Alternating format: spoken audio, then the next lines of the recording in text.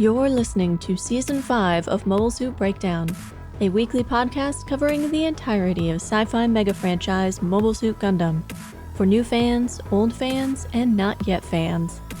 We analyze all 42 years of Gundam, episode by episode and movie by movie, researching its influences, examining its themes, and discussing how each piece of the Gundam canon fits within the changing context in Japan and the world, from 1979 to today.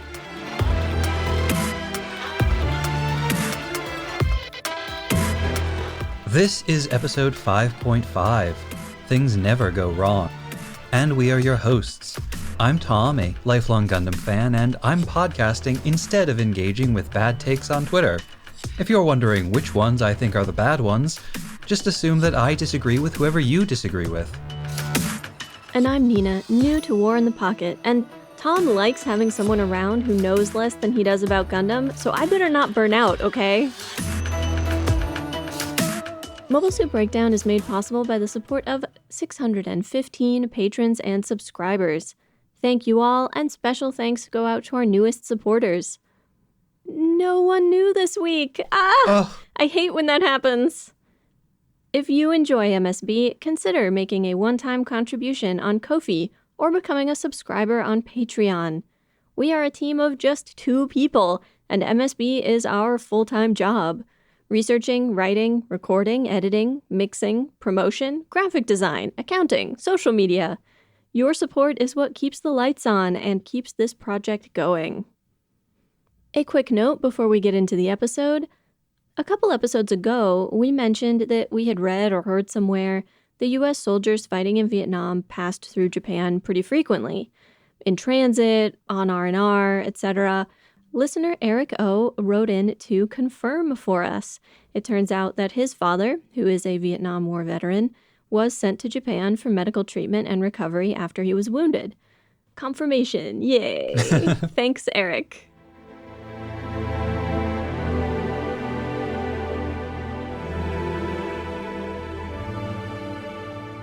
This week we are covering Poketo no Naka no Senso Episode 4, Kawa o Watate Kodachi o Nukete, or War in the Pocket, Episode 4, Over the River and Through the Woods. Storyboards for this episode were handled by overall director Takayama Fumihiko. The episode director was Yokoyama Hiroyuki, who also directed Episode 2. Likewise, the credited animation director was Kubooka Toshiyuki, also returning to a role he handled on Episode 2. I'd like to note that this episode does feature a noteworthy cameo. Al's teacher, who I think says one line, is voiced by Sakakibara Yoshiko, known to Gundam fans for her roles as Haman Karn in Zeta and Double Zeta, and Nanai Miguel in Char's Counterattack. This week, in lieu of research, we are joined by a new guest, Mateo of the blog Animetudes. Well, Mateo is only sort of new. He previously helped with research on the production staff behind Char's Counterattack, and this week he joins us properly to discuss anime, animation, and animators in the late 80s, the context from which War in the Pocket emerged, the unique challenges and benefits of animating in this style, and the 23-year-old animator who rocketed to stardom as a result of his work on the show. All that after our talkback. But now, let's hear the recap.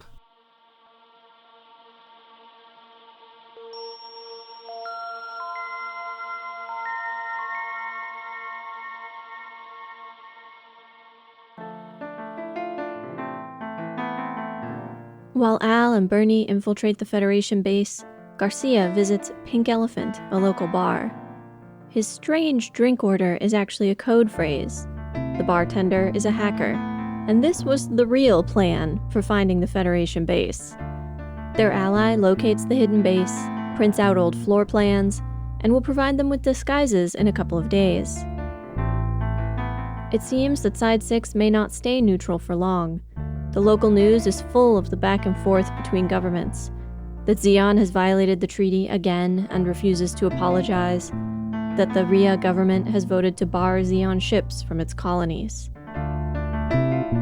2 guards approach Al's hiding place between the vending machines. He snaps a few more pictures before clambering up and over a pipe, then reuniting with Bernie once the guards have passed. At first, Bernie is angry that Al took off alone, but once he sees the pictures, he changes his tune. They sneak out and drive back to the warehouse. If Bernie was expecting praise, he is sorely disappointed. Garcia punches him in the face and goes on a tirade about how Bernie put them all at risk by deviating from his orders. Reprimand done, Bernie takes a sleeping Al home. Rather than try to sneak the boy into his dark, quiet house, Bernie sees lights on next door and takes Al to Chris's. She'll lie to Al's mom and say that he fell asleep while playing there. The Christmas season is in full swing, and Cyclops team's preparations take place against a backdrop of decorations and sparkling lights. Misha picks up tools and hides weapons. Garcia plants a bomb. At school, Al is caught off guard when his friends start repeating what they've heard from their parents and on the news. That Zeon are the enemy, the bad guys, scum. If he likes them, he must be scum too. He tries to argue, but only gets out of it when Dorothy tells them to leave him alone and go sit down. Class is about to start. Steiner meets their hacker contact, Charlie, in a park. It seems the two are old friends, and Charlie has a warning. All evidence points to Cyclops team being sent as decoys, a distraction while the higher-ups pursue some other objective. I'd run if I were you. Steiner had guessed that they were never meant to succeed. He's even certain, now, that Zeon will lose the war. But he intends to carry out his mission as ordered. While the team make their final preparations, Al calls. Excitedly, he tells Bernie that Chris arranged for him to visit the Federation facility. He'll be able to get a better look around. But he's made his plans for the same day that the attack will occur, and Bernie warns him not to go, not to be anywhere near that place, though he doesn't explain why. Al stubbornly ignores the warning and goes to meet a doctor and research scientist in the public part of the facility. Steiner, Garcia, and Bernie cut their way through the tunnel doors under the building and enter disguised as Federation soldiers. Misha, acting as a decoy, takes out their mobile suit and marches it straight through a busy downtown street. Mobile workers, missile batteries, and helicopters deploy while nearby neighborhoods are evacuated. Misha picks up speed, scraping the ground as he flies low down the street and easily dodging missile fire. One of the missiles hits the school. Inside, Bernie and Steiner make small talk with a patrolling guard while in the next room, Garcia kills a couple of technicians. When the guard notices Bernie's accent and asks if he's from Australia, Bernie plays along, talking about how beautiful Sydney is this time of year, covered in snow. Alarms sound throughout the facility, and while the doctor is distracted, Al swipes his keycard and heads for the warehouse with the Alex. A ship launches and deploys a squad of mobile suits inside the colony, all of whom Misha shoots down. One crash lands into the city below, knocking out power for blocks in every direction. Bernie and Steiner are captured when the guard from earlier realizes Bernie was lying. This time of year is summer in Australia. But Garcia, who they don't realize is part of the same group, shoots down their captors. In the ensuing firefight, Steiner and Garcia are wounded, and Bernie drags Steiner, unconscious and bleeding heavily, to cover. Al finds his way back to the high, narrow window overlooking the warehouse, and watches. They won't be able to steal the Alex now. Garcia asks Bernie for cover fire and makes a run for the mobile suit, bomb in hand.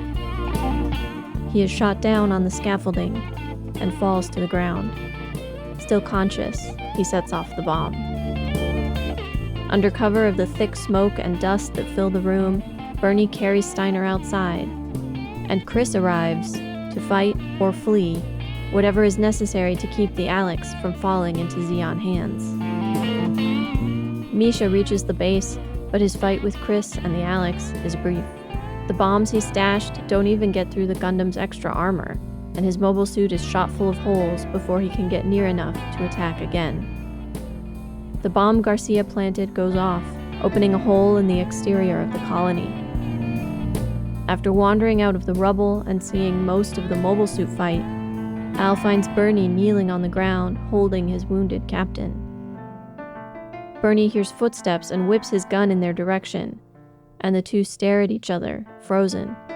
The only sound, the air leaving the colony.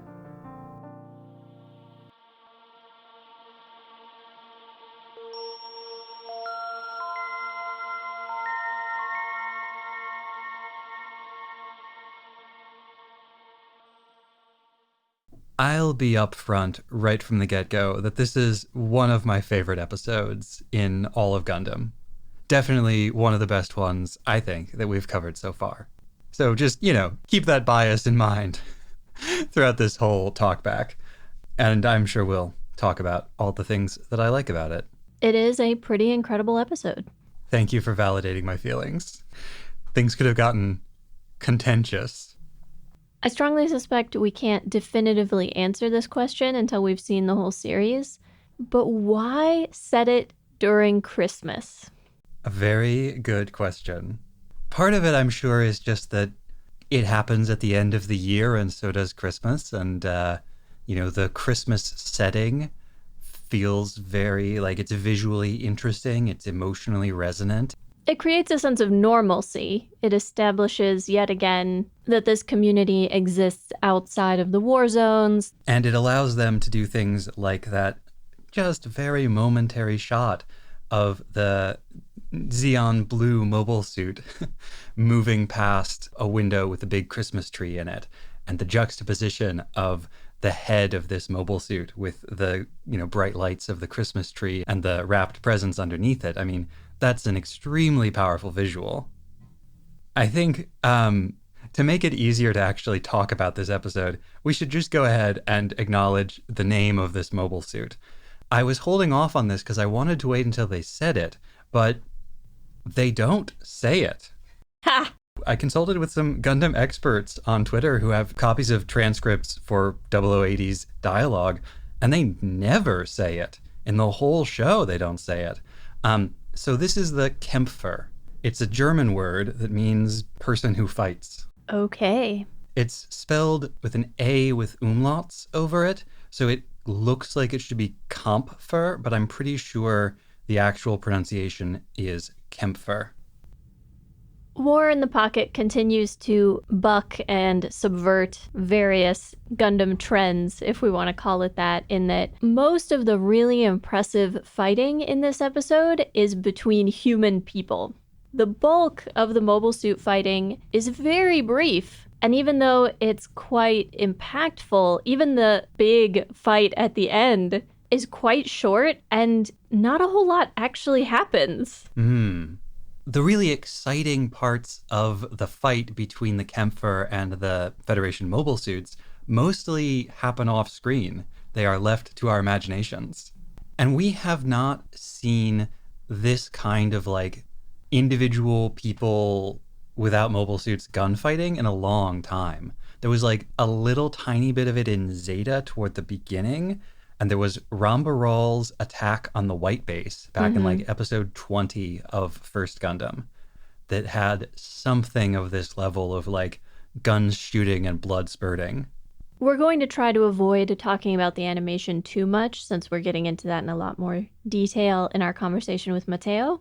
But I just have to comment on how effectively they use minimal animation techniques in these scenes, how frenetic this gunfight feels, even though for big parts of it, there's almost no animation. It's like a still with a pan across it for big chunks. But then in the moments when Steiner and Bernie are using hand-to-hand against soldiers, we get these close-ups with a ton of detail that are really beautiful and precisely animated. And then we'll cut to these stills, or almost stills, and sort of back and forth in terms of level of detail and level of motion. Yeah, to imply the existence of motion that isn't actually there. The feeling of shock when the smoke dissipates and we see the Alex's extra armor fall off, but the Alex is completely unharmed from all of these bombs. The Kämpfer completely outclasses everything that the local defense force and the local Federation presence send against it. And then the Alex completely outclasses the Kempfer. They do a remarkable job throughout this episode of creating a feeling of desperation on both sides. Like, normally you think of, in a back and forth combat, the sense of desperation has to be one-sided. If one side is doing so badly, the other side must be doing well, right? But here, there are so many different moving parts, so many different elements, that everyone feels desperate the whole time. There's also so much setup and so much parallelism within the individual episode. Yeah. You know, I was just saying to you about one group's weaponry being outclassed by another, being outclassed by a different thing. This is almost the exact conversation Al has with his classmates about, well, gyms suck and the Zeon mobile suits are cooler, says Al, sounding like almost every Gundam fan I talk to. To which someone else replies, well, yeah, but the Gundam is the best mobile suit. It's defeated hundreds of Zaku. The Gundam is the coolest of all. Yeah. There's this whole setup that the Cyclops team is going into effectively a suicide mission, that they're not meant to succeed. And on top of that, Steiner doesn't even think Zeon is going to win. He, at this point, feels that the war has been lost. They're just fighting on until someone gets to the point of surrender. And what visual could possibly sum that up better than Misha drawing a blade and charging at the Alex? Person with sword, or machine with sword, charges into gunfire is a pretty old visual. Yeah. And for me, at least, carries heavy associations of doomed missions, of heroic last stands. And so whether Misha knew that the Alex had those guns or not, the visual it conveys to us as the audience, we receive this image of a swordsman charging directly into a machine gun. There is a, I think, intentional parallelism here between the way the Kempfer-Alex fight plays out and the first episode of First Gundam, when the original Gundam starts off lying on a truck. Mm-hmm. Amuro gets in, the Zeon pilot Jean shoots it with the machine gun, but the Gundam's armor is too strong, just like the Kempfer shooting the Alex with the shotgun, even down to the part where one of the Zaku charges at the Gundam, or the Kempfer charges at the Alex, and even including the explosion tearing a hole in the side of the colony. It comes from a separate source, but so many of these key events from First Gundam are repeated here. Is this Chris's first real combat? I think so. That was my impression also. They make a point of including in the sound mixing her breathing, which sounds frightened. Not just frightened, also almost like straining. Mm-hmm. The exertion and adrenaline and fear of what is happening all together. And the way she stands over the ruin of the Kempfer at the end, like she's in shock. The same way Amuro did after his first kills in First Gundam. Another bit of foreshadowing in the episode. Misha explicitly toasts we who are about to die. But Steiner flicks his cigarette off the side of the mobile suit. And the second time I watched this, it looks so much like one of the mobile suits that's been shot down, falling away to Earth, trailing smoke. The one that lands like in the middle of a residential district and just like we see all the power around it go out. Mm-hmm. Which I'm pretty sure was a gun cannon, by the way. It was a gun cannon mass production type. What? Which in my mind is a way cooler looking gun cannon, personally. I think it's the best of the gun cannons. How many gun cannons are there? Definitely more than two. You mentioned Steiner knowing that this is a suicide mission. And in this episode, it becomes clear that Steiner has known since the beginning that this was a suicide mission. Since they assigned Bernie to his team, he has known that the brass did not expect him and his men to survive this one. Because he's having this, it's like a classic spy movie scene, right? The two men sitting on a park bench, chatting and passing information and gear between them, which it's so good, this scene. The way it's drawn, so much of what is conveyed about their relationships and who they are as people. I mean, Not to go on too long of a digression here, but just looking at the way they wear their shirts tells you so much about these two guys, because they're both wearing white button-up shirts. They're quite different shirts, though, and Steiner's is like starched, ironed, immaculately pressed. It looks really clean and crisp. And he's got breast pockets on both sides, which, although it's a subtle detail, feels extremely military. Versus Charlie, the spy who runs the bar, who, he's got his sleeves rolled up. He's wearing no tie. His top button is unbuttoned, so you can see his undershirt. You can see that the shirt is a little bit oversized because he had to buy a larger shirt to fit his belly. That's such good character design for these guys. And their brief conversation conveys so much about their relationship to each other. It's great. Anyway, despite Steiner knowing that this is a suicide mission, when he's doing the little plan meeting with his team, and Bernie asks, like, oh, does that mean Misha is just like a decoy? They kind of lie to make Bernie feel better, because they know he's just a kid in way over his head. And Bernie lies to Al in exactly the same way, when he's like, yeah, we have a 50-50 chance of taking out a Gundam. No problem. No sweat. Charlie tells Steiner, if I were you, I would run. And Steiner can't. He makes this comment at the end of that scene where he says something like, this is a nice colony, isn't it? Or, something along those lines. And I couldn't tell if he was envious because it's in such good shape and it's so wealthy compared to maybe where he's from. Or is he full of regret because he knows what they're going to do to this place, like what is likely to happen to this colony when they launch their mission? Or if it's regret more that he can't just disappear into the colony and live there and pretend he was never in the Zeon army. No comment. We still don't know what exactly they were a decoy for. That does not come out in this episode. No comment. Moving along. You brought up First Gundam, so one quick note related to that. The ship that deploys inside the colony and from which a bunch of mobile suits launch is called the Grey Phantom, and I wondered if that was a reference to the fact that Tomino had originally wanted the white base to be gray. I personally think so. It's definitely a refined version of the white base. It looks a little less goofy. It looks a little more like an actual warship would look.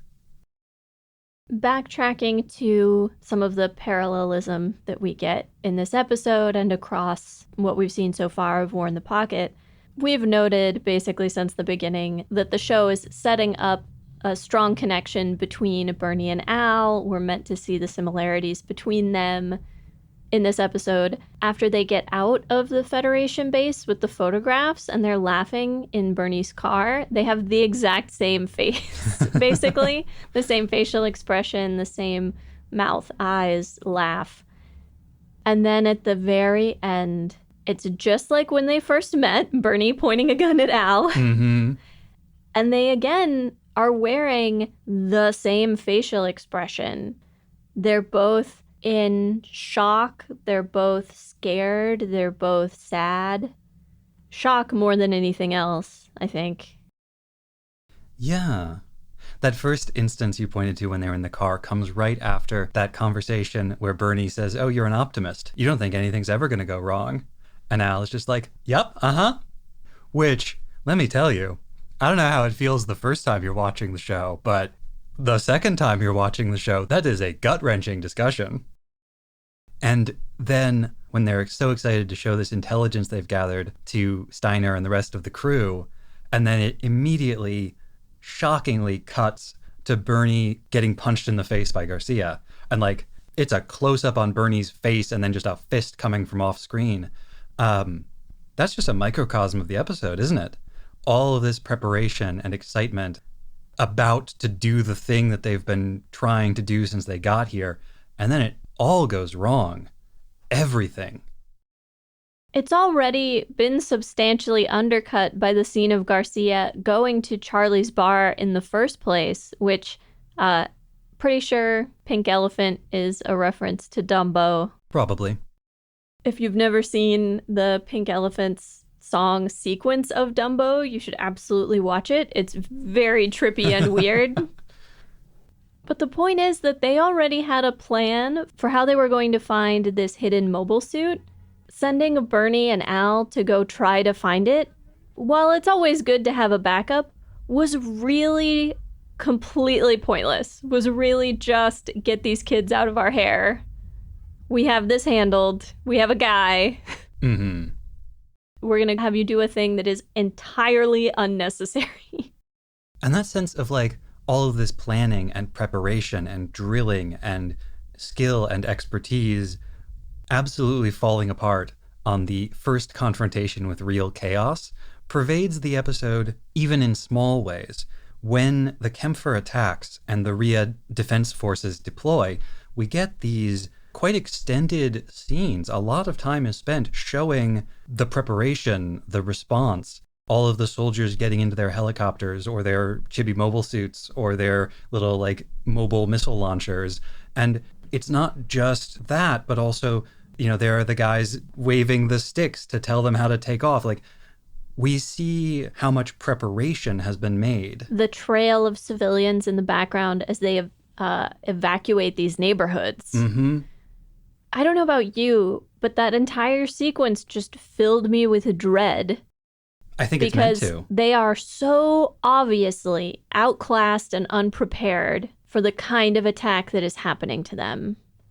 They are so obviously sending most of these dudes to their deaths. Yeah.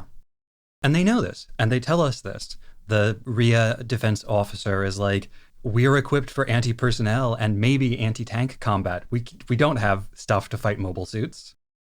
And the Federation does not care. The Federation is going to defend its interests and its resources, not Rhea's.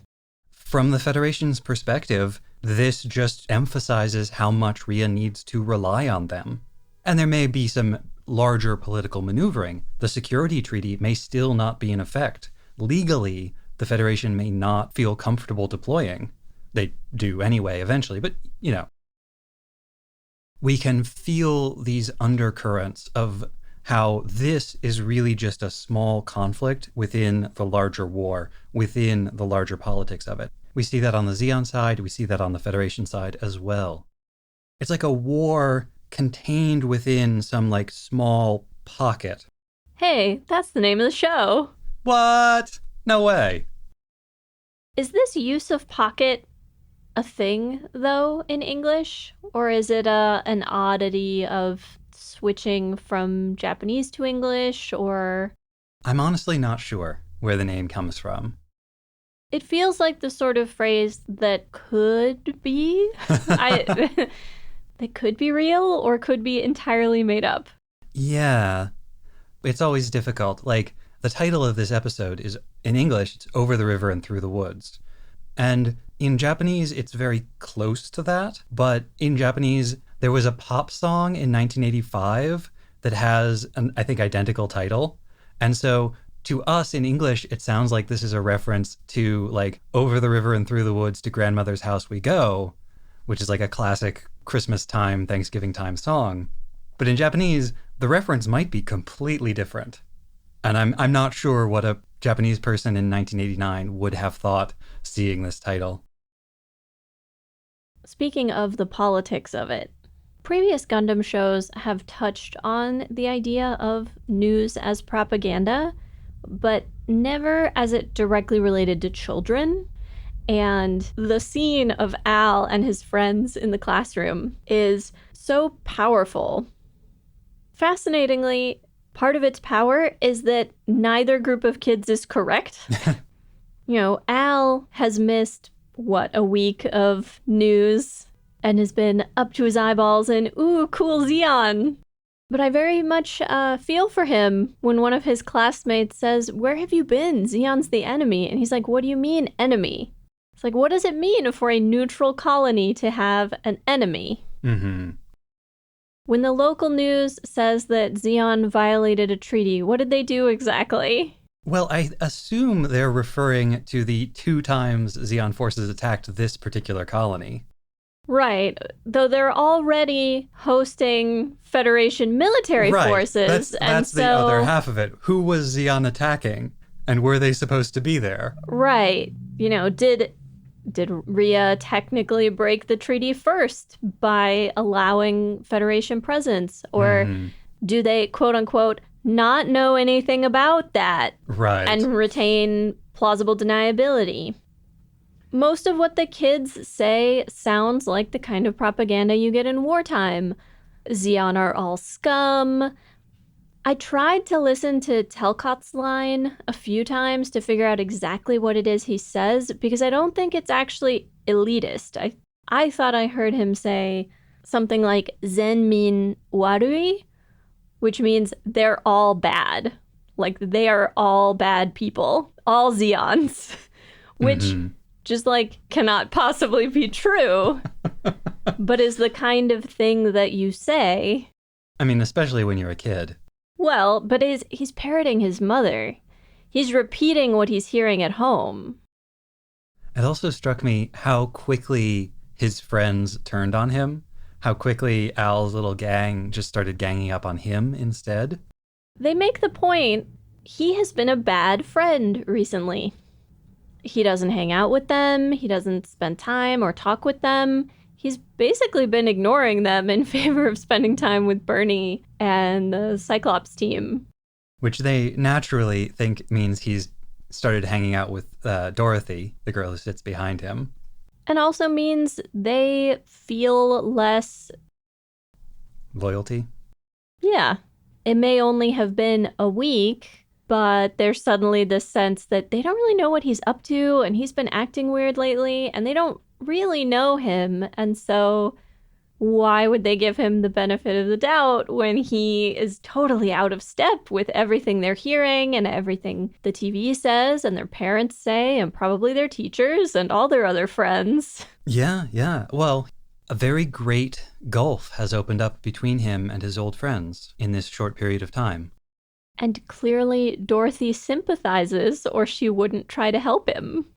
And for all that he says, don't help me, you're not helping, it's probably better for his friends to think he has a girlfriend than for them to think he's a Xion sympathizer, seeing as how things are turning the other direction. Yeah. He has gotten better at drawing Zaku, though. The one he draws in this episode is much more realistic. His drawings of all the Cyclops team are so good, even if the ones of him and Bernie are the least good. Terrible likeness. To talk a little bit more about the members of the Cyclops team, who in this episode basically all meet their ends, we get a lot more characterization of them throughout the preparatory stage. Clearly, they all attended the infiltration and espionage seminar where they were taught that the best way to hide is just to look like you belong there. Too bad Bernie skipped that lesson, but for the rest of them, they just so cheerfully and naturally fit into these roles. I love the little kiss that Garcia blows to the bomb after he places it. I just love Garcia in this episode. He goes from just seeming kind of creepy and scary to suddenly having all of this other character to him, like this dressing down of Bernie, where even though he's not the commanding officer, he's the one yelling. He is the one who is the most emotional about this. Misha is like, well, he shouldn't have done it, but also no harm done, let's move on. Steiner is somewhere in between. Well, Garcia is the youngest of the others. I think he's the most scared. Yes, that is in fact where I was heading with this comment. Because the next interaction between him and Bernie is them preparing. He is checking over the guns and making sure they're all loaded. Bernie is taking out the body armor. Garcia notices, like, oh, you've never worn body armor before, have you? This is new to you. It's like, I like having a junior around. And he physically has to turn away from Bernie so that he can say, don't get killed out there. Like, he can't say it and look at Bernie at the same time.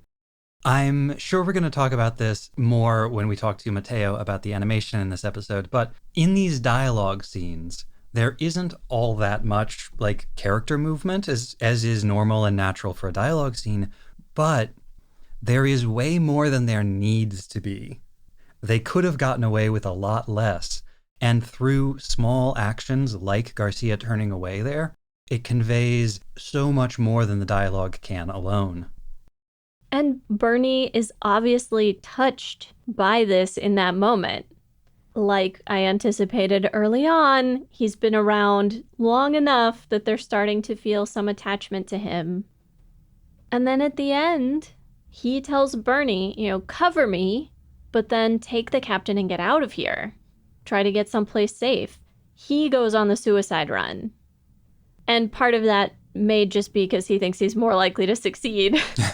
And he's already been wounded. Right. And I think more than any of that, once they're actually doing it, for Garcia, the fear goes away. You can tell that that's not the case for Bernie. Mm-hmm. And you can see this in the scene where they cut a hole in the shutter. He's so tense. Yeah, Bernie just like white-knuckling his pistol. But yeah, once the action starts, Garcia is in it. He's full of adrenaline, but he's relaxed. Whereas Bernie never really loses that sense of tension and fear. I should note, Garcia says he's going to destroy the mobile suit, and he takes like one landmine to do it. I assume what he actually intends to do is put that in the cockpit, and if not destroy the mobile suit, then at least destroy its important, vital internals and prevent it from being used. All the most expensive and hard to reproduce parts of it. Right. So it is, in fact, a good plan that Garcia has here, even though at first glimpse you might think there's no way that could have done any major damage to the Gundam. It also explains why he has to climb up that ramp and onto the scaffolding, because if it were just a matter of getting a bomb close to it, you could throw it. You could or put it just near the mobile suit and use the mobile suit for cover. But if he's trying to get at the cockpit, he can't do that. I assume Bernie is from Zeon, and that's the accent the guard can hear in his voice. But this guard is so unfamiliar with Zeon that he thinks the accent is Australian. I mean, if I encountered someone who was speaking English with a funny accent I didn't recognize, Australia is a pretty good guess. There was a throwaway line back in First Gundam about the Zeon accent, so I assume that is being referenced again. Like so many other events in this episode, Bernie's lie creates this additional suspense. It really ramps up the tension because we are all sitting at the edge of the couch going, is that guard going to figure out that you just up Earth geography? And that, of course, it's summertime in Australia at Christmas. There wouldn't be any snow in Sydney. What are you talking about? You lying liar who lies.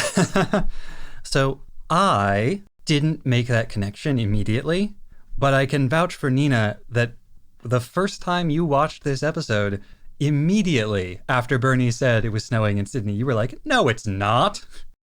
So I made some rather silly geography style mistakes when my family first moved overseas and I first met some Australian people and had no idea what I was talking about and got schooled, and I was very embarrassed. And so it's burned into my memory. Oh. I was 10. What did I know? You were just about Al's age. Yep. So yeah, I was immediately thinking, wait a second. Do you think perhaps that the shocking events Al has witnessed will be burned into his memory? And decades later, he'll still be thinking about them? Alternatively, someone will ask him someday, hey, what was your childhood like? And he's like, I really don't remember. It's all just a big black box. No idea what happened. Do you know anybody like that? Moving on. Even before that happens, we get the scene of Steiner and Misha making their final preparations for the battle. Misha is emptying a bottle of whiskey into his flask. Steiner is standing on top of the camphor and smoking. I highlight this because some of our patrons pointed out on our Discord that while Steiner frequently has a cigarette in his mouth, he doesn't smoke them. And in the scene when Bernie first meets all of the commandos, Steiner is going through the motions of chain smoking. He is pulling out a cigarette, putting it in his mouth, stubbing it out, and grabbing another one, but he is never smoking them, suggesting that the guy is trying to quit, or has more or less successfully quit. His decision then to light the cigarette in this episode and smoke does the same thing as Misha then saying, "We who are about to die." He knows this mission is not going to end well, and so what's the point in quitting smoking when he knows he's probably only going to live for a couple more hours? So they're all indulging their vices, the one character vice that has been identified for each of them from the beginning. For Garcia, is that stabbing some dudes? No, he's polishing his rifle with a big old smile on his face, which feels euphemistic to me because they can't show him doing what he would actually want to be doing. Fair.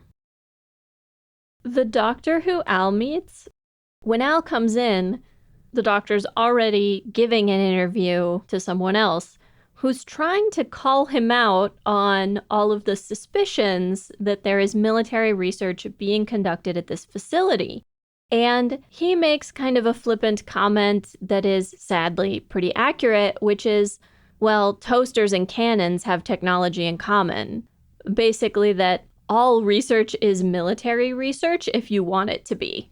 And I don't know how true this is in Japan, but in the United States, various military agencies are some of the biggest funders of all kinds of technological and medical research. Yeah. They give a lot of grants to a lot of universities and partner on a lot of research. Especially robotics. On seemingly non-military applications, but with the intent that it will prove militarily useful. And one gets the impression that Professor Lumumba is doing what a lot of research and development scientists do. He is taking the military money to work on a military project so that he can also advance his own passion project, which is these small-scale artificial limbs. And he talks about the sensitivity of the controls, and the sample one that Al is using is slightly larger than a person, it looks like, or maybe about person-sized, and he can pick up and move around blocks with it. But it immediately made me think of, now, 30 years on, a little more than 30 years on, we have tiny robotic arms with which we can do microsurgery. That is a technology we have. Japanese doctors practice using those controls by folding tiny origami cranes with the little probes and little knives at the ends of these, not quite microscopic, but extremely small robot arms. Mm-hmm. We're seeing in our own lives the fruition of that technology. And we didn't even have to build mobile suits to get there. Also want to point out, they've given Professor Lumumba the last name of a famous Congolese independence activist who was assassinated. I think the RIA defense commander is based on the Vichy French officer, Captain Renaud from Casablanca. He looked very familiar. Yeah. Honestly, Dr. Lumumba, too, looked super familiar, like I'd seen a character with almost that exact same design in a different animated show, but I cannot place him. And then the Federation commander, who I think is named Major Stewart, I think he's based on General Montgomery, the British tank commander from World War II, who always wears that particular kind of beret and has that same kind of mustache. I've got two more story events, character things that I want to talk about, and they make such a juxtaposition. This painful contrast between happy, safe, quote-unquote normal life and life at war. Bernie very cleverly sees the lights on at Chris's house, thinks, I'm not going to try to sneak Al into his house where his mom is sleeping. I will just leave him at Chris's. Chris's parents are awake but have already gone to bed. They have a little interaction. They tell each other it's okay to use first names, which is a pretty big deal. And as Bernie walks away smiling, Chris's parents look out the window with kind of knowing expressions on their faces, right? Chris is an adult. She's a working young woman, but she does live at home. This young man who they've met and had a pretty favorable impression of comes and visits late at night. They clearly get along. They're keeping an eye on this budding relationship that their daughter has. They seem pleased. They seem fond of this kid. And it feels so normal. Mm-hmm. The way as he's walking away, when he passes the parents' window, he sort of breaks into a run for no reason except that he's so excited by Chris telling him that he can use her first name. This small intimacy. I loved that. I have felt that way. I have walked away from a date that went well and been so excited that I started running afterwards. And then throughout the battle itself, throughout the fight, I kept thinking, was that Al's neighborhood that just got hit? Has Al's neighborhood been evacuated?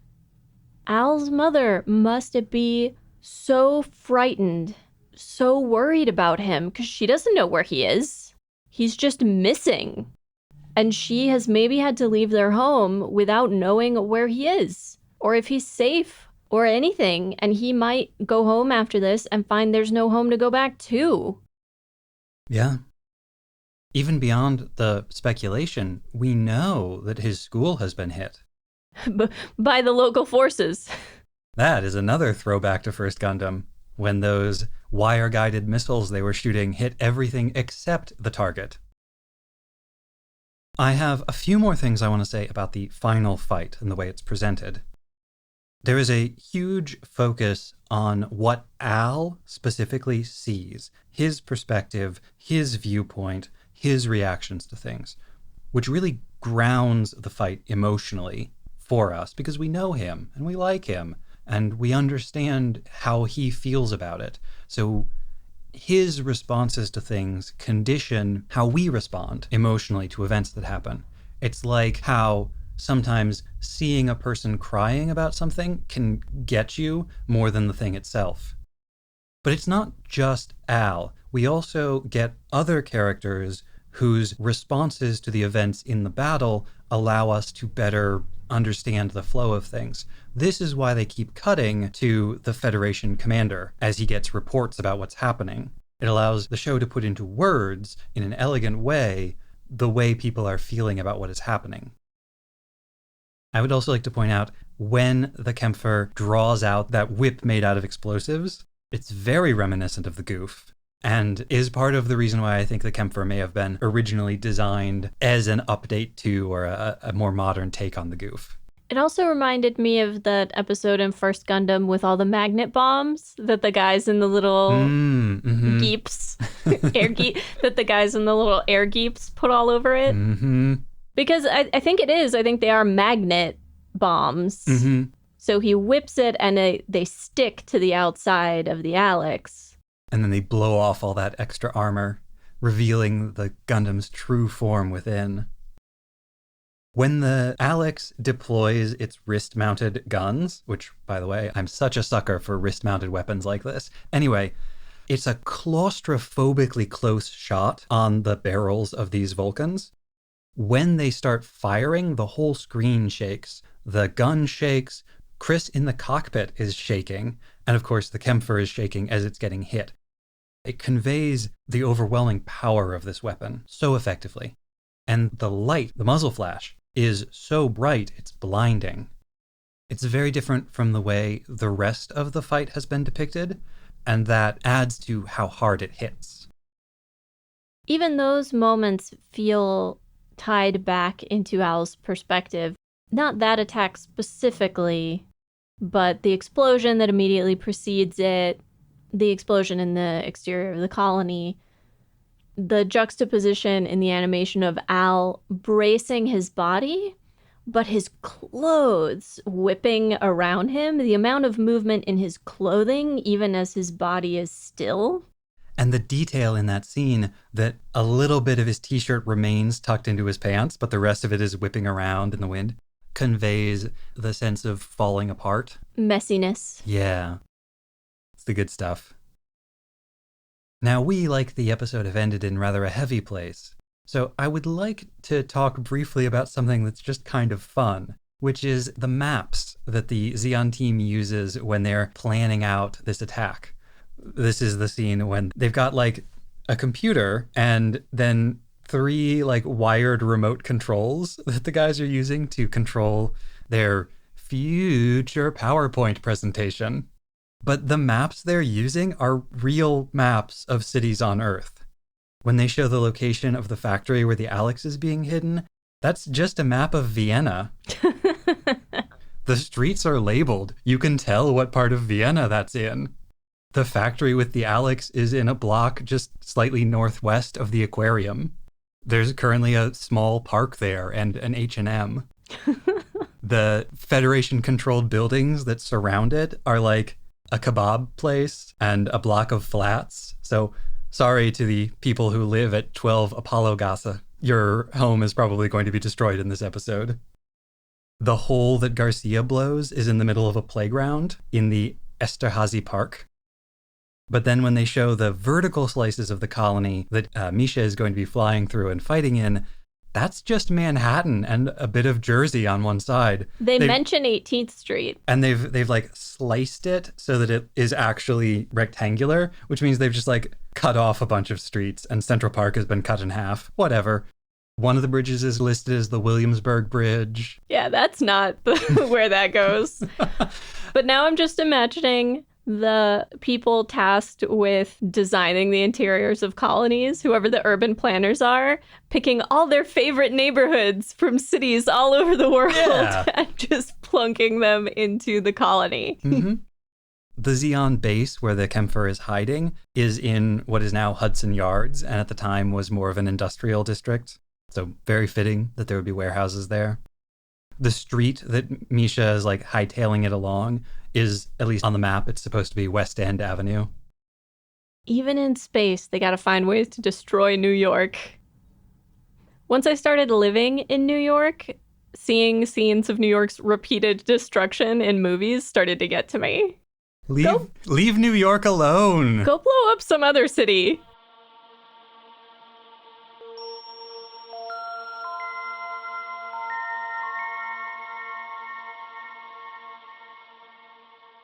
This week, we are very excited to be joined by anime fan and historian Matteo. Matteo, welcome to Mobile Suit Breakdown. Thank you for joining us. Thanks to you for having me. I'm really glad to be here. As a longtime fan and listener of the podcast, it's really great to be talking to you. I assure you the pleasure is all ours. I know you do quite a bit of writing around the subject of anime and old anime history. Would you like to tell us a little bit about the different projects you're involved in? Yeah. So actually, outside of blogging, I'm a student in film studies. I'm currently doing a master's degree in film studies. And on the side, I write about anime, mostly on my own personal blog, Animetude, and on a blog which is run by a friend, which is called Full Frontal, which experienced Gundam fans will recognize. I'm mostly interested in old anime, between quotation marks, so roughly from the 60s to the 90s, though I try to keep up with the times. And actually, right now I'm working on Studio Tatsunoko Productions, so the first 15 years of the studio's existence, roughly, which does have a connection with Sunrise at the end. So even though I won't be talking about Gundam, I will mention Tomino quite a bit. Oh, great. And we'll include links to those various projects in the show notes so that our listeners can find them more easily. I have to say, I'm also quite happy to be here, not just because I'm a fan of the podcast, but because I've been wanting to do stuff on Gundam, but I didn't quite get to it because I felt like I didn't have the material or the expertise. But having to write on Charles Counterattack pushed me to do it. Well, we received a lot of very complimentary messages about the research piece that we did for Char's Counterattack based on your notes. So people definitely appreciated the perspective that you helped us bring to that movie, and we are excited to have you for this miniseries. Let's start by talking about 0080 as a whole. Mostly today we're going to be focusing on episode 4, but before we get into that, I'd like to get your thoughts on 0080 as a comprehensive work in this particular moment, both for anime and for the Gundam franchise. The one thing I have to say is that the way 080 is perceived, I believe among animation fans in general, I think I've heard that from Japanese fans as well, but especially outside of Japan, the idea is that it doesn't have that much good animation. It looks great. The character designs are great. Visually, it's great. But outside of certain specific scenes, it's not that well or that consistently animated. And I had that impression as well. I watched it a few months ago for the first time, and that was the thing I had in mind as well. But rewatching it to prepare for the podcast, I realized that this is completely wrong. I think the animation is very consistent in the sense that it rarely drops to a level of where it just stops moving or the way it moves is awkward or badly drawn or anything. Mm-hmm. And when it does move, when there is actual effort and time put into the animation, it works really well, especially in contrast to the TV versions of to the previous Gundam TV series. Mm-hmm. Because of course this is an OVA, so the working conditions and the schedules are better. But there isn't that much like big mecha fights in this one. Mm-hmm. And so there's a focus on character animation, which was kind of, I feel, not the place where most efforts were put into in previous Gundam TV series. But here it really shines. And it's one of the things that make 080 exceptional. Can you speculate as to where you think that reputation for, I don't know if I want to say bad animation, but not particularly impressive animation comes from? Yeah, I think it's mostly the fault of character designer Mikimoto Haruhiko, Mm-hmm. because basically the reputation that Mikimoto has is someone who makes great character designs, but designs which are impossible to animate. Okay. Because of how detailed they are? Yeah, 080 I think is really a tough one because, I mean, just look at the characters' faces. Mm-hmm. What strikes me the most in the designs, especially Al and Bernie, you just look at Bernie or Al's eyebrows, like they're so detailed, they're so complex because the line is very curvy and there's lots of detail to show every single hair and things like that. Yeah, they have a lot of texture. And this is hell for an animator because you have not only to draw this once, but you have to draw it multiple times and make it move. Mm-hmm. And so it's really hard. And all the lines, the wrinkles on Steiner's face or Misha's.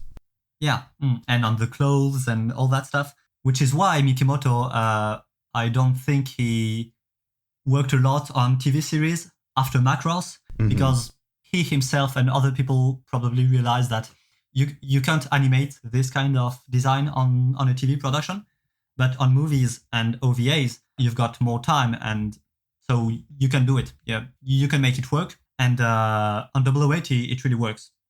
One thing about 080, there's a sort of unity in the designs between the characters and the mobile suits, because the mobile suits that Izubuchi turned in for this show are also incredibly detailed, way more so than mobile suits from the TV shows were.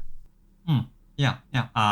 Well, that's one of the luxuries you can afford when you're on an OVA production. Yeah. I don't know much about the actual budget and production schedule they had, because I'd be really interested to know how it overlapped or followed Charles Counterattack.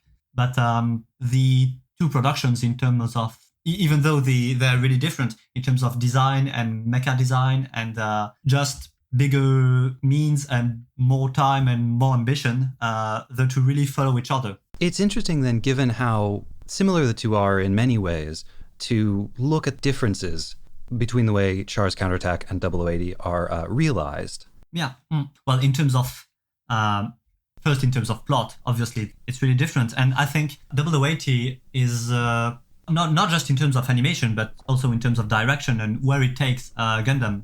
It's really, let's say, a game changer, not just because it's the first non-Tomino Gundam, aside from the SD shorts, but there's a sense of really a new perspective. For example, that's the first Gundam in which the concept of new type really isn't relevant. Mm-hmm. You've got, of course, the daily life setting, or at least the fact that we're focusing on the civilians' lives on a much higher degree.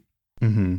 And in terms of animation, it's also really different, because to go back to the initial topic, which was 080 in context, so to speak, 1989 is a really fascinating year. I think it's this period of basically late 80s, early 90s in anime history, in the evolution of aesthetics. It's a really fascinating time. Mm-hmm. Basically, you've got a big change in styles and in generations of animators. You've got the rise of what's called the so-called realist school. So basically, animators who mostly worked together and met for the first time on Akira, so in 88. Mm-hmm. And as I discussed a bit in my CCA piece, you've got Charles Counterattack in parallel with people who will join the realist group very soon, around 89 or 1990. Mm-hmm. And so you've got a new generation of very young animators who are basically ready to take on the world because after Akira, you've got not very well-known OVA, but which is really important, which is Gosenzo-sama Banbanzai by director Oshii Mamoru, with lots of people. Basically, most of the staff that worked on Akira, plus some guys from 0080. And then you've got Oshii's work, so Pat Labor 1 and 2, Ghost in the Shell, all very big movies with, to put it very succinctly, very good animation and very good animators. Mm-hmm.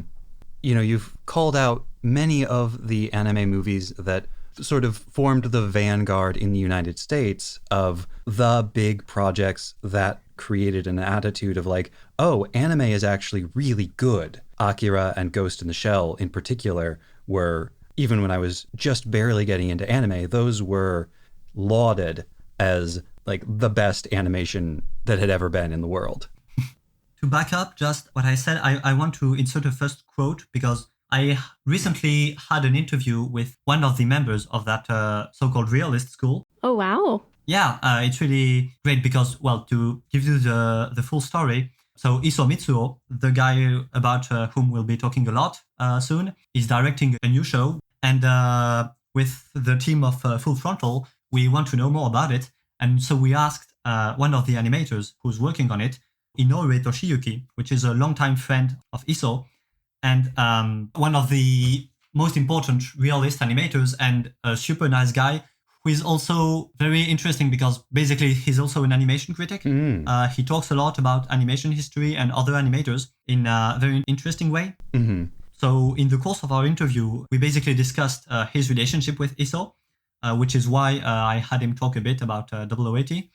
But yeah, on this like new generation rising, he had quite an interesting thing to say on basically the period just after 0080, so with Pat Labor and Ghost in the Shell, so early mid-90s. Mm-hmm. So to quote Inoue, at the time, the realist generation was around its 30s. By then, we began to have enough experience and we were able to draw things we wanted with a certain freedom. End of the quote. So it's like these animators who started working in the mid-80s, around 85, 86, who start getting enough maturity to work with ambition. And 0080 is really interesting in that sense because you've got some old generation, some veteran Gundam and Sunrise animators on one hand, and on the other hand, you've got younger artists who really challenge the way animation was made until now, and it really works. I have a possibly silly question as someone who doesn't know as much about animation, but is the realist style any more labor intensive or expensive to produce, or is it sort of a purely aesthetic difference? Yeah, it is more complicated, which is why the animators of that group mostly worked on movies. For example, Inoue is the quintessential movie animator in that he very rarely worked on TV series. His career is almost only movies and OVAs. Because that style, well, as we'll see, it puts a lot of focus on detail and fluidity, which means more drawing and more time spent drawing. So, of course, on a TV series with very tight schedules, this is the kind of thing that you can't really afford. Okay, yeah, because one of the things that I had read about when I was researching OVAs was that the bubble economy of the late 80s meant that a lot of studios were flush with cash, and so you got more of these high-budget OVA projects, and that to some degree maybe having access to those additional resources helped the realists start to take on those ambitious projects. Yeah. It's always very complicated because you've got the issue of budget, which is how many money do you you have to give animators, but you also have schedules, because fundamentally it's about time. Because, well, to get pretty technical and boring, not all cuts are paid the same. The more complex ones are paid more. So, for example, an action scene will earn you more money than a dialogue scene, because it's harder to animate, basically. So you've got that to allocate to your budget. But fundamentally, the biggest resource you have to spend wisely is time, because if the animator doesn't deliver their cuts on schedule, however much you pay them, if you don't have the animation, you don't have it. Yeah, I remember reading back when we were covering, I think, the transition from Zeta into Double Zeta. There was an article that interviewed a whole bunch of different animation luminaries in the industry around 1986 or 1987, and it was asking them about what the big problems they saw in the field were. A couple of them who were at the level of being sort of chief directors or producers were saying that the real problem they were having was just finding animators. And that what they blamed for that at the time was this wave of sort of Western designed but Japanese produced animated shows like Teenage Mutant Ninja Turtles or Transformers that just paid better. They paid better for easier work. And so all the animators were going to work on projects like that, and it was very hard to get people to do something like Zeta Gundam. Yeah, I remember that one, especially in the mid-80s with the so-called OVA boom and all that stuff. You've got people doing their passionate projects on OVAs, which is cool, but doesn't necessarily pay much because it's small studios, small productions. So you end up with great stuff sometimes. To take a modern release that people talked about a lot, you get stuff like Project Echo, but I don't think they earned that much money. But yeah, it looks awesome because they had the passion, they probably had lots of time. So yeah, it's always a complicated issue. Also, the problem of we're making too much anime or we don't have enough animators is, let's say, it's a recurring complaint from within the industry. Yeah, part of the reason I was so struck by that article from 1987 was because I had recently read an article from like 2019 where a different anime producer was complaining about the exact same problem, except this time it was that everybody was going to do animation for mobile games. Yeah, actually, while researching Tatsunoko, I found someone talking about the 70s and using the very same argument, saying we're making too much anime. But there, the solution he gave was that, well, at the time, we didn't have enough animators, so we subcontracted stuff to Korea, and that's how it worked. Mm-hmm. That's how we ended up with, let's say, more or less imperialistic practices with overseas outsourcing studios. So mostly Korea and the Philippines and stuff. Mm-hmm. But that's an entirely different topic, I believe. Yes, but always a worthy one. And of course, one of the problems this caused for OVAs is that a lot of OVAs just stopped. They didn't finish. The studio would produce one or two very good-looking episodes, and then if it didn't get popular, they would just stop making it. Yeah, that too. Which I guess we're very lucky didn't happen to 0080. Although with Sunrise backing it and the Gundam brand on the line, it would be surprising if they would. Yeah, I think that at this point they were confident enough in the project, like it's the 10th anniversary thing, it's our first OVA, stuff like that. They were confident enough in pushing it. Do you have a sense for how it was received at the time? No idea. I wish I had. It's hard to find any discussion, animation-focused, let's say, discussion of 0080 that doesn't just focus basically on the scenes animated by Isao Mitsuo, which brings us back to the reputation thing I talked about earlier, which is basically the OVA is good, but in terms of animation, it's not really worth it, except for the scenes that were animated by Isao, which is a thing. But, that's how these reputations happen. And the best thing we can do is to show it's not the case.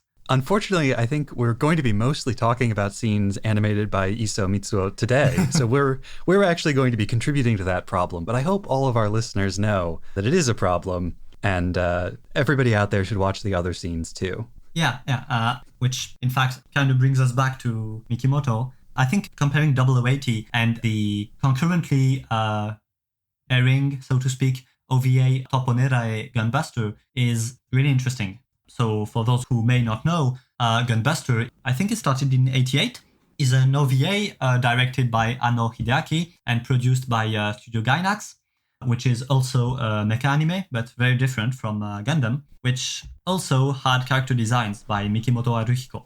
And the episodes came out roughly at the same time as WAT. So we can assume that at least the second half of Gunbuster's production was at the same time as WAT's production. And there was some overlap between the staffs of the two projects, right? Yes, so mostly Mikimoto himself and the general scriptwriter for WAT, who is Yamaga Hiroyuki, so one of the founders of Studio Gainax. As is well known about Char's Counterattack, there were a lot of connections between Sunrise and Gainax, especially through Anno Hideaki. And spoiler alert, but also teasing, we're going to find that connection again on Victory, where it becomes really very interesting. But to come back on WAT, it's mostly Mikimoto, Yamaga, and one animator who worked on episode 4, which will interest us, who is Honda Takeshi, who debuted as a key animator on Gunbuster. So you've got at least this connection.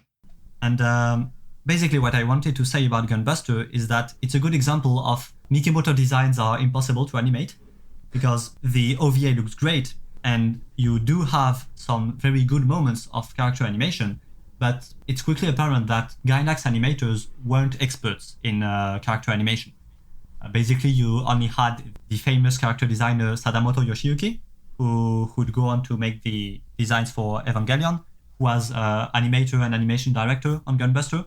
And what he did really looks good, but aside from that, basically characters don't move that much because they're difficult to move.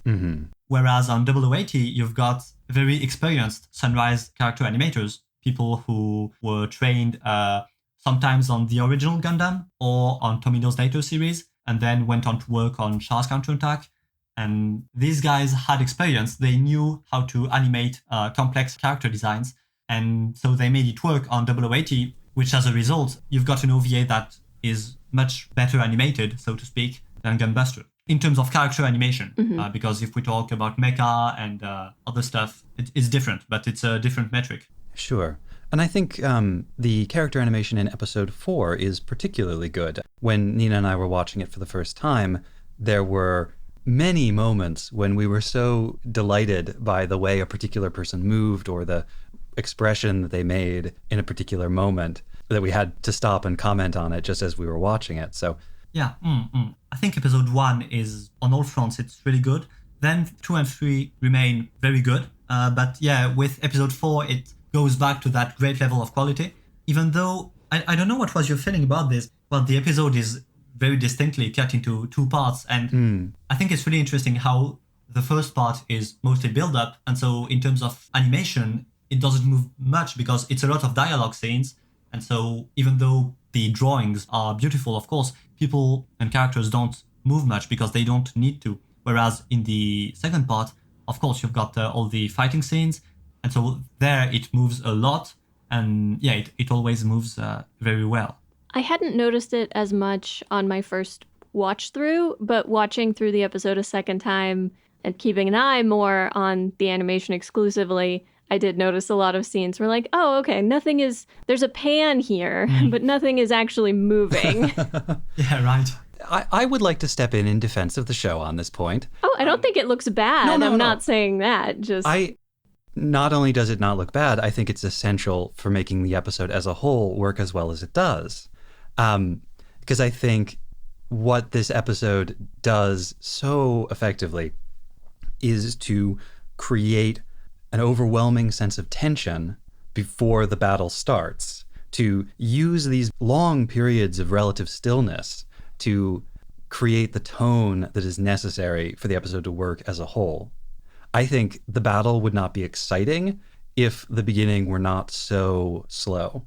I think you're totally right. This episode is really good in terms of structure because it's really got this war movie feel. Because yeah, you've got all the setup, all the strategy thing, and also this wider context as you feel the tension, but also an impending sense of doom as some people say, Zeon is going to lose the war and this is a suicide mission and stuff like that. You feel progressively that things are not going well, and then it explodes in the second part in a really great way. In particular, I want to point out the scene where Steiner is standing on top of the mobile suit, the Zeon Kämpfer, and he's smoking, and he's motionless. He's just standing there like a statue, but we do see the smoke moving a little bit. And that scene is so effective for conveying that absolute dread of what's about to happen. Mm. You mentioned just a moment ago how good the animation is in the first episode. Do you want to talk now about the Arctic base attack scene? Yes, let's. When I mentioned earlier that the OVA is known for the scenes animated by Isao Mitsuo, one of them is the Arctic base attack. To recap basically who did what, and to situate a bit Isao's role on the OVA, basically Isao was a freelance animator who had worked on Double Zeta previously, and then was recruited to work as an animation director and then key animator on Charles Counterattack, which is probably how he earned enough trust and knowledge from Sunrise people to have him take such an important role on 0080, because basically he was animation director, uncredited, but that's what he did, animation direction on the entire Arctic base attack, plus most of the animation by himself. He also designed the interior of the cockpits of the mobile suits. So all the shots at the beginning of the team in their cockpits and doing their stuff. The insides were by Isao, at least in terms of design. I don't know if he animated it. So he did all that on episode 1, and then from episode 4 onwards, he was key animator on every episode, but uncredited. Whereas episode 1 is the only one where he's actually credited. Can you speculate about why an animator might be uncredited when they're doing so much work on so many episodes? Most of the time, it comes from the fact that they're working on another project at the same time, and that they're tied by contract not to work elsewhere. Most of the time, this is what happens with Toei Animation, because Toei as a studio is very not nice towards its staff, to say it kindly. So, for example, on Charles Counterattack, Isao was working on the series Gegege no Kitaro by Toei, and because he was under contract with Toei to work on Charles Counterattack, he had to use a pseudonym. On 0080, more precisely, I don't know what exactly was the other project he was working on, but if we look at the timeline of his career, we may get some good guesses. At that point, Isao wasn't very famous, especially because he had done a lot of work on Charles Counterattack, but under a pseudonym, so of course nobody knew that was him. His work on 0080 is really what made him famous for animation fans and other animators, to the point that he would very quickly be integrated into those realist circles I talked about earlier. Mm-hmm. By the end of the 90s, he was recognized as one of the greatest animators in Japan. To give an impression of the immediate impact of Isao's animation, there's a nice anecdote by Inoue Toshioki, him again, who basically talks about how he was invited by another animator who had worked on Akira, Utsunomiya Satoru. So Utsunomiya invited Inoue and a bunch of other animators who had worked on Akira to his house, basically to watch anime. And he showed them the first episode of War in the Pocket, which had just come out at the time. And by the end of the Arctic base attack, according to Inoue, everybody was basically speechless. And then Utsunomiya said something like, "Oh, here's a new genius who's just appeared." Wow. Yeah. It's a stunningly amazing scene. I feel like our reaction is not dissimilar, even though so much time has passed. Yeah. Yes. And you said that almost the entire Arctic base scene was animated by just this one person. Yeah. That's astonishing. Isn't it? Actually, there were 3, but from what I've seen, it appears that Isao directly animated at least, I'd say, the 2/3 of it. So yeah, a lot. Wow. So maybe we can discuss what makes his animation special. I'd love to discuss that. Besides the fact that it looks good. The first thing is that when discussing Isao, it always starts or comes back to Isao's technique, so his way of doing animation. it's pretty confusing because it's got different names in Japanese and English, which don't really translate to each other. In Japanese, it's called furu sankoma, so full 3 frames, but it doesn't mean anything relevant because the 3 frames isn't really relevant to Isso's animation. And in English, the expression was coined by animation expert Benjamin Ettinger. It's called full limited animation. Yeah, which is supposed to mean that, yeah, it's beyond full animation and limited animation, and it's something completely different. Can you describe what it is? Yeah, I'll try to keep it simple, but basically in animation, you've got this distinction between key drawings and in-between drawings, with the keys being like the most important steps in a given motion. But with only key drawings, you don't have the full motion. To have something that's relatively fluid, or at least for there to be some semblance of continuity between each of the keys, you have to add drawings, which are the in-betweens. And in the process of cell animation, the key animator does 2 things, which is one, to draw the key drawings, obviously, and the other is to plan for the in-betweener where each in-between frame falls in. In terms of timing within the cut? That's it. And so the key animator draws and directs, in a way, the in-betweener. What Isso started to do in the Antarctica base attack was to basically stop using the services of an in-betweener. The simple way to present this is to say that, okay, but in that sense, Isso just does the in-betweens himself. But that's not really correct in my view, because by not using in-betweens, Isso, in fact, kind of erased the difference between in-betweens and keyframes, because that difference isn't just a difference in terms of workflow and pipeline, but it's also a difference in importance. Of course, the keyframes are going to be more important and they're going to carry the movement in a way. But with Isso not using in-betweens, another expression that's used is that all frames are keyframes. In Japanese, they call that zengenga. It's all keyframes, which means that basically Isso has an unprecedented amount of control over the animation. He's got more control than anyone ever did before him. If you look at animation history, you have a tendency to reduce the role of the in-betweens so that the key animator has more control. That's mostly a thing someone like Kanada Yoshinori did. He placed the in-betweens in such a way that they basically weren't visible, but he still used in-betweens. Whereas Isso went one step further and just said, okay, let's not use in-betweens at all. Let me have total control over what happens. I'm glad that you highlighted the word control there, because when you first described it, my initial thought was, oh, that would make the animation so much more fluid. But of course, only if the animator wanted it to be fluid. If he wanted the animation to be herky-jerky or stilted, then this would give him the control to do that instead. Exactly. He's not bound at all by basically anything. And although the animation in the Antarctica base attack isn't not fluid, there's definitely, I feel, a feeling of things being jerky or very sudden or not moving very fluidly a lot of the time, which is what makes his mecha animation so good, because you can feel each part moving independently from the others. It's very mechanical in a way, which is good for animating mobile suits.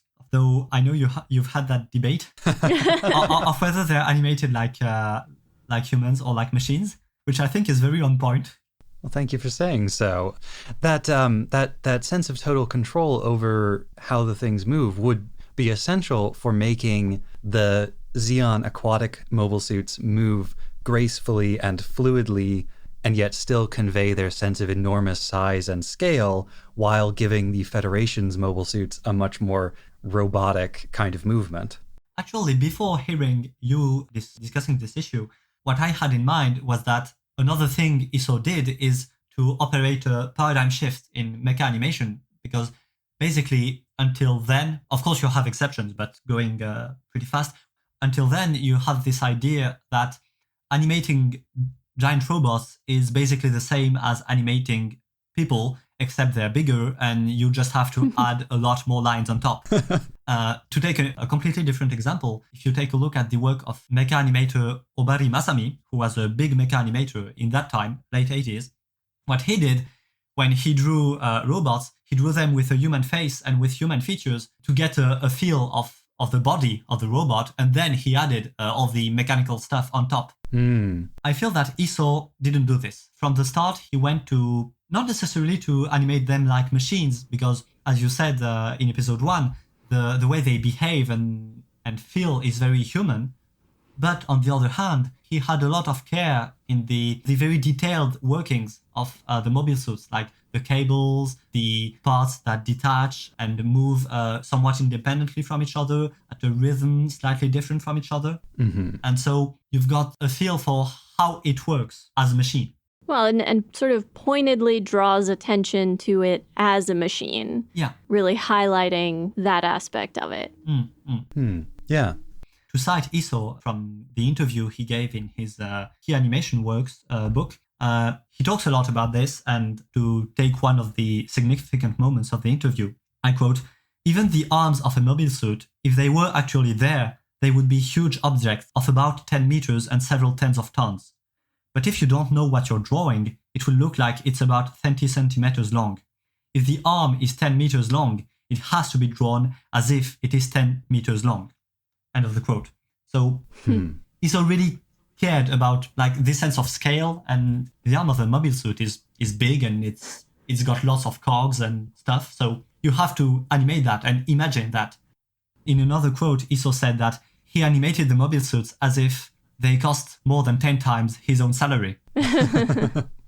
Part of what drives home that sense of scale, both in the Arctic base attack and in episode 4 during the fight between the Alex and the Kempfer, is that the perspective is usually at the ground level, on the level of a human, not the level of a mobile suit or the level even of a pilot most of the time. That's maybe one of the things in which WAT innovates from Tomino's way of, let's say, directing these fights.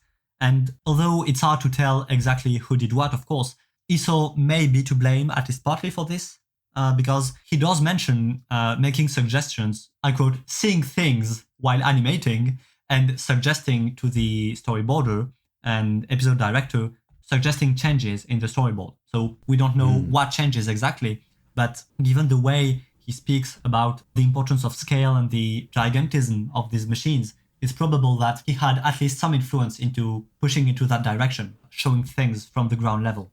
Well, I think it's fantastic, and I salute him for doing so, if indeed he did.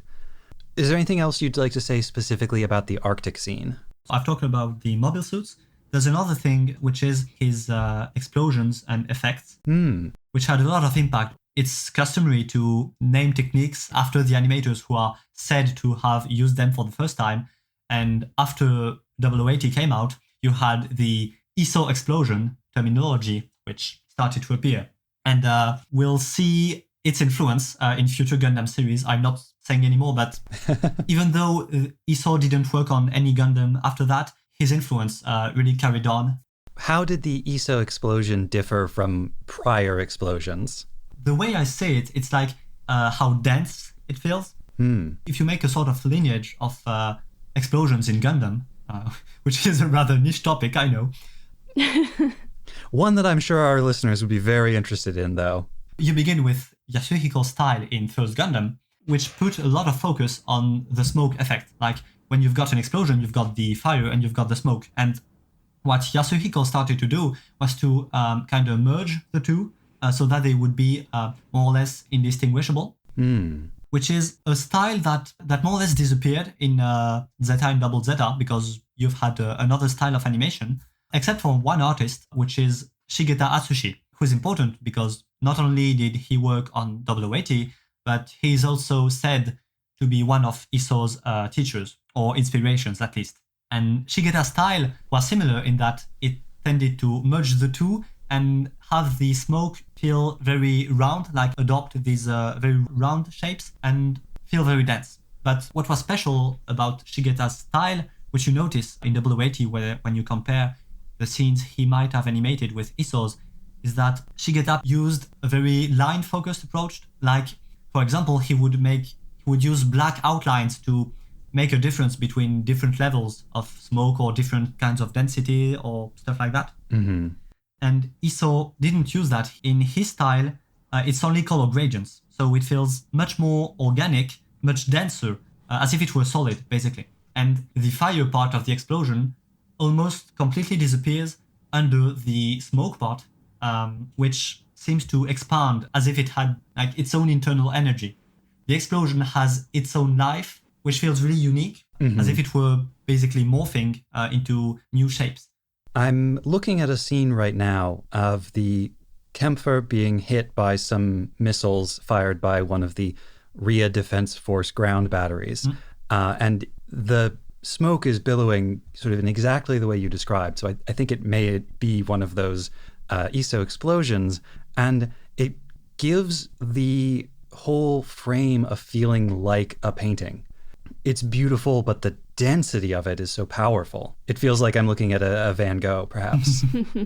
My greatest sadness is that I don't know exactly where Iso's part starts in episode 4, because he was animating apparently in close collaboration with Shigeta. They knew each other well and they knew each other's styles well, so they probably kind of imitated each other. So it's hard to say all the time which is who. But yeah, it's really a unique style. It feels, I don't know how to say it, but it feels great. It's got a unique feeling, of life. I do know what you're talking about, and it's always hard to give words to those feelings that the art stirs within you, which is why the art is so important. If we could just use words, we wouldn't need anime. That's a very Tomino-ish thing to say. I want to transition now to talking about episode 4 more specifically. And to do that, I want to highlight a curious framing technique that I noticed in both the first episode and the fourth episode, used quite prominently, which is we get multiple scenes of something in center frame, totally flat to the audience and coming towards us. It's the very first shot of the OVA when we're underwater and we see the Zeon submarine coming out of the darkness. In episode 4, it happens repeatedly when the Kämpfer is racing down the city streets. It's coming directly at the audience. When the young soldier realizes that it would be summer in Australia right now and runs through the hallway, it's framed identically. And then again, when Chris is running through the hallway to get to the Alex. It's such a specific thing. It feels like it has to be coming from the same person. But I don't know who in the production that person might be. Probably the storyboardist, right? Probably. Yeah, I'm looking right now. But I had noticed it on episode 4 because you've got a lot of echo effect within the same episode of, for example, that shot of the Federation soldier running, and then you've got Chris running in the exact same shot. Like, there's a lot of these echoes, like repeating the same kind of shots or the same kind of cuts and stuff like that. So I had noticed it on episode 4. I hadn't on episode 1, but apparently it's Takayama himself storyboarding both episodes. Ah, well, then Nina was right. It probably is the storyboard artist. Yeah, it may be his thing. That comment you made about the echoing in this episode is fantastic, because as soon as you said it, I started thinking of many other examples. You know, Al watches the fight at the end through the same window he was taking pictures through at the beginning. And part of what makes the fight between the Kämpfer and Scarlet team, those Jims and gun cannons who try to stop it, so effective, I think, is that every location where they fight was shown earlier in the episode. In the A part of the episode, Bernie and Al are walking along this embankment, and it's the same one where we later see the Kämpfer fighting. We see those shots of the city streets all decked out for Christmas. We see the school, and then later we get to see all of these things destroyed. And this isn't, strictly speaking, an animation thing, but that really speaks to how good the editing, I guess, is in this, the overall construction of the episode, and then the way that it was put together. In terms of editing specifically, I was really hit by one specific transition, which is the very beginning of the attack. It's around 16 minutes. Like, you've got a shot, a close-up on the hands of that professor who's working in the fake or real medical center. He's talking with Al, and you've got a close-up of his hands, and then it transitions to I think it's Garcia killing a Federation soldier with the very same close-up on the hands, but it's holding a knife and just killing someone. Yeah. Yeah, there was a lot of thought put into this very clearly. That is a remarkable transition because of how shocking it is. The transition from the two different moods strikes the viewer so heavily and primes you for the chaos that's about to unfold. Yeah, especially because it's not gory, but it's a sort of very physical body-to-body violence that you don't necessarily expect. You expect the mobile suits fighting and stuff like that, but straight-up murder shown that brutally and that closely is the most surprising. I like that you brought up the gore, because the way they choose which moments to be gory and which moments not to is very interesting to me. The gunfight in the room where they're keeping the Alex is huge gouts of blood when people get shot. It's quite bloody. But then at the end, in the fight between the Alex and the Kempfer, we never actually see Misha wounded. We see that the Kempfer is full of holes and that his flask that he always keeps there and that we closely identify him with, that the flask is full of holes and is dripping liquor, and then just his hand still clenched on the mobile suit's controls. But there's this restraint where they don't show us a corpse. They don't show us a bunch of blood. I think this is an example of how what you don't show is at least as important as what you do show. You know, the fight between the Kempfer and Scarlet team is over very quickly. We see only flashes of it, like more mobile suits launched than we see the Kempfer destroy, but we know that it destroyed all of them. And it forces the viewer's imagination to fill in the details, saving time, money, and carpal tunnel syndrome for the animators. But it works. It works very effectively when it's done well. That scene at the end with the flask perforated by 90 millimeter Vulcan rounds and dripping a little bit of liquor is it's so much more sad than if we actually saw Misha's like mutilated body. And like you brought up, talking about the structure of the episode as a whole, it's the contrasts that help make it impactful. If everything is gory or if nothing is gory, it's not going to have the same impact as if they sort of change how they show that violence. And from an overall narrative perspective, that's why you have to have the scene of Al talking to the roboticist about these artificial arms and how, you know, these are things to make human lives better and easier and to make people happy. And then the mobile suit fight. And also, I think it's interesting from the point of view of perspective. Like, from whose perspective are you showing this? Because neither of the persons involved can actually see what's going on in the Kempfer's cockpit, because Misha is dead, Al doesn't see who's piloting, and Chris doesn't see what's going on inside the Kempfer either. So you can't show what's going on inside because the storyboarding and the filmmaking are very stuck on showing the perspective of the person involved. And so showing the insides of the mobile suits would be kind of breaching that principle. That's a very astute point. I'm struck by how un-Tomino the editing and the direction for this episode is, especially when you contrast it directly to Char's counterattack. Because in Char's counterattack, scenes cut very abruptly. Nothing is given space or time, and sound effects and dialogue are constrained to the scene in which they actually appear. Whereas in this episode in particular, dialogue runs over the end of its own scene and into other scenes, as do sound effects. It blurs the lines about the timeline, it blurs the lines between the two scenes, and it makes everything feel like a more cohesive whole. Which is really important because of the fact that different events happen at different places, but at the same time. And so you have to coordinate all that without losing the viewer, and the fact that the episode succeeds in doing that in its second half shows it's indeed really well constructed and directed. One bit that stood out to me that I'm a little curious about your reactions to, Tom brought up when Chris is running to the Alex, and there's one shot where she's running toward the viewer, and then there's another where the viewer's watching her from behind as she runs into the smoke. And in that scene, I found the way she was animated to be almost exaggeratedly feminine. Like the way she runs and the position of her body and the way her body moves felt exaggeratedly girly. They give her a certain wiggle that doesn't feel appropriate in this context. Yeah, I see what you mean. Personally, I'm very struck by the shot where when you see her back and she's just still for like a few seconds, and yeah, she's got this very convoluted pose, which I think exaggeratedly feminine is a good assessment. Well, I believe the explanation is once again that we have to blame Isao Mitsuo. I'm not 100% sure, but I'm sure he animated the fight between the Kempfer and the Alex, which is just after that.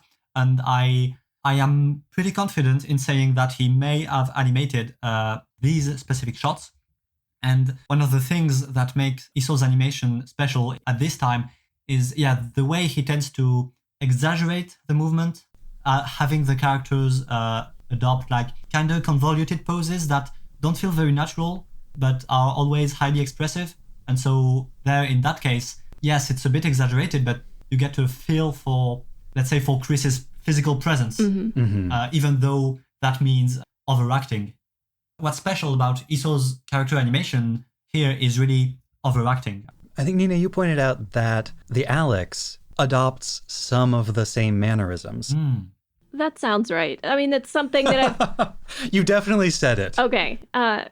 It's something that I've noticed throughout War in the Pocket so far. Occasionally they pose the mobile suits sort of in parallel to or in a reflection of the way they've posed human characters.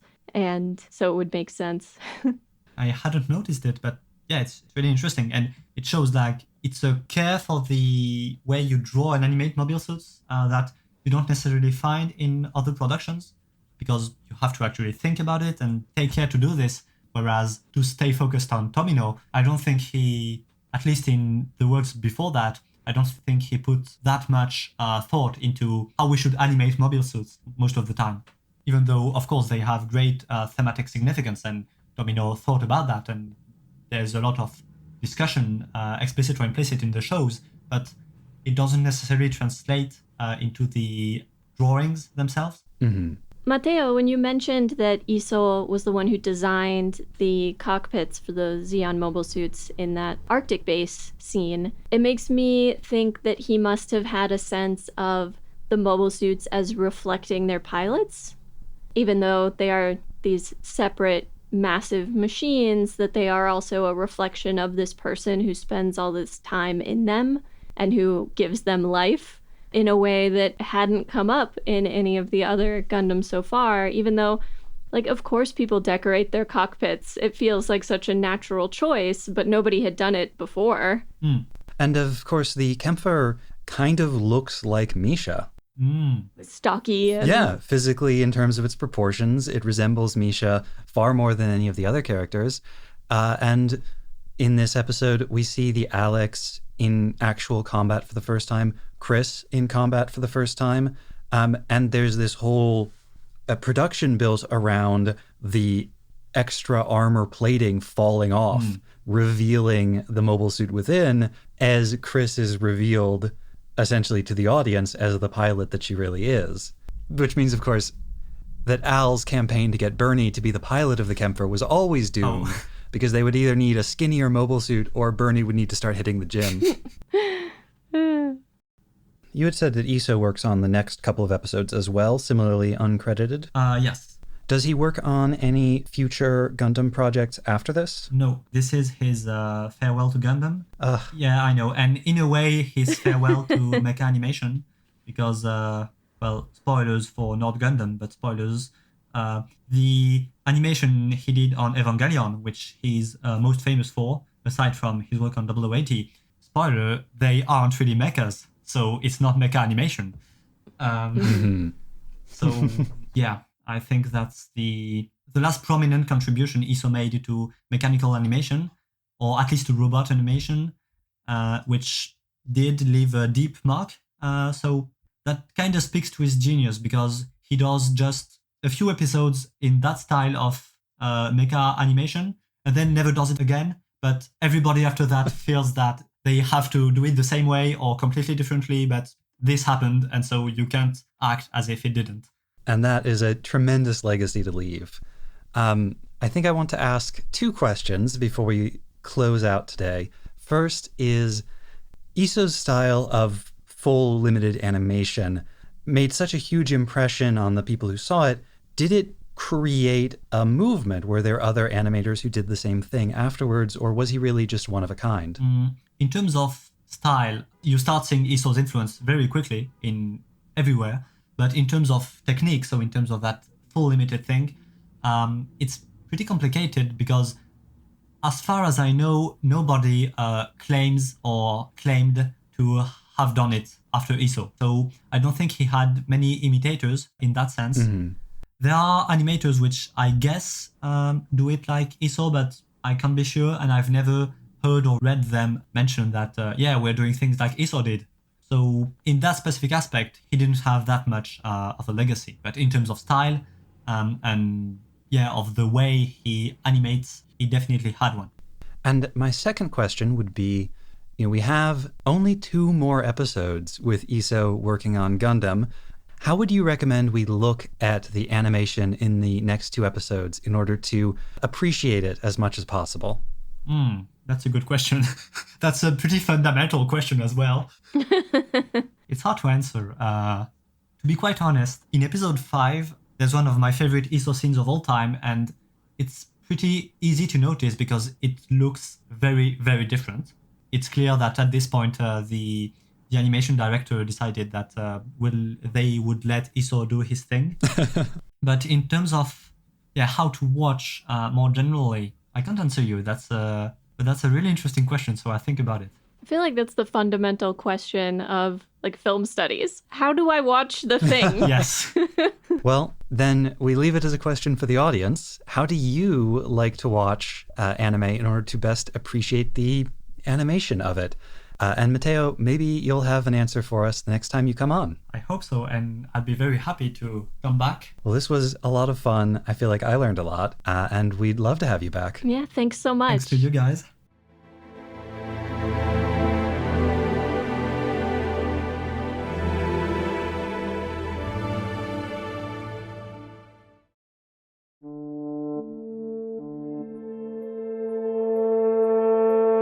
The men who go away to war come home different, if they come home at all. To victory, life or death. Some rest on foreign shores or frozen plains, in heaps before some towering wall. I feel this war is going to end very soon. Dying with the light, when the war is already lost. Giving their last breath to the burning sky, in the sunset of some distant dream that was never theirs. You guys are decoys. They're playing you, you're just here to locate the Gundam. Those lucky few bound for home, in ships made heavy by missing oarsmen, proud, bearing the war within themselves. They land their ships on some strange beach, in peaceful waters, these peaceful islands. It's a nice colony, isn't it, Charlie? The land of the Cyclops, the sand of Polyphemus.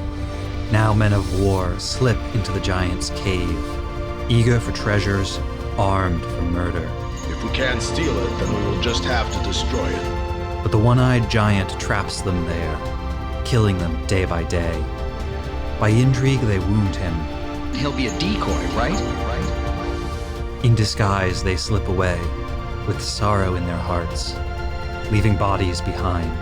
I'd run if I were you, Steiner. All those would-be Cyclops slayers. And the wounded giant, crying curses to the heavens, let them not see their homes again. And for their captain, let him end in disgrace.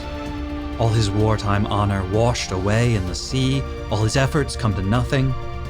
Let him be friendless. Let him cause the deaths of all his men. The men who go away to war come home different, if they come home at all.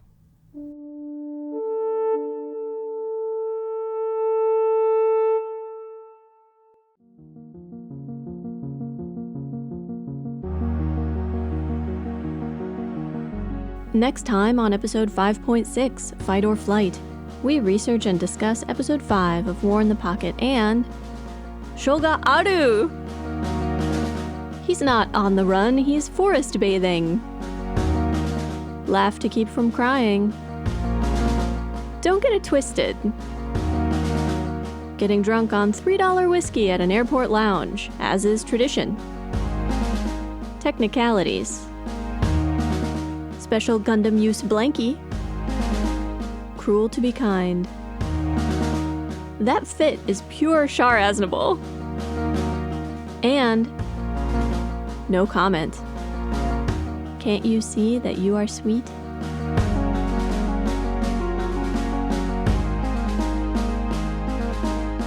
Mobile Suit Breakdown is written, recorded, and produced by us, Nina and Tom, in scenic New York City, within the ancestral and unceded land of the Lenape people, and made possible by listeners like you. The opening track is Wasp by Misha Dioxin. The closing music is Long Way Home by Spinning Ratio. The recap music is Pieces of Life by Analog by Nature. The music used in the Requiem for the Cyclops team was Unveiling Soul by Evgeny Tilor. You can find links to the sources for our research, the music used in the episode, additional information about the Lenape people, and more in the show notes and on our website, GundamPodcast.com. You can get in touch with us on Twitter or Instagram at Gundam Podcast, or by email to GundamPodcast@gmail.com. And thank you for listening. With the Omicron variant of COVID-19 currently surging in New York and around the world, I can't in good conscience encourage you to share your wrong Gundam opinions, not even on deserted street corners. So stay home and mutter your wrong Gundam opinions to yourself, or your most patient roommate, family member, pet, gunpla model, or kitchen appliance. Maybe something like, yeah, 0080 is good or whatever, but what a wasted opportunity to have so many good mobile suit designs appear for barely seconds apiece. This show should have been twice as long, with 3 times as much time devoted to fighting. We won't hear you, but that's for the best, isn't it?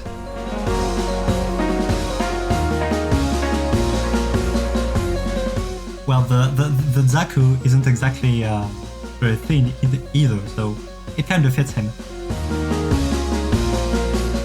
I forgot the word. Excuse me for a second. Of That's course. okay. The eyebrows. Sorry. I kind of don't think so. I don't think so either. But it was a fun thing to think about for a couple of minutes just then. I wonder about basements.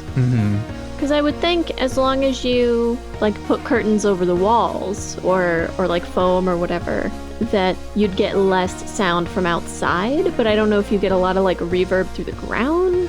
Yeah, well, in the country, I think a basement would be a great place, unless you got radon poisoning. In the city, though, we've got the subways. Right.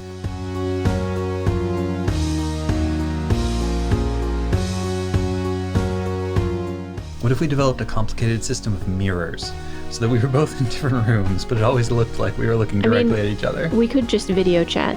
What if we built a skeleton with glowing red eyes from which our voices emanated? So this is very fun, but I have 16 minutes. So. Okay, let's do it. I think that was a sufficient warm-up.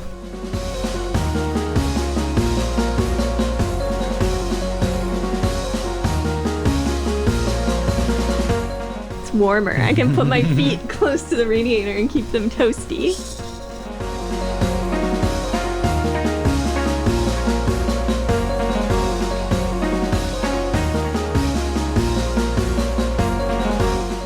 Do you mind bleeping me? Can I just... Go ahead.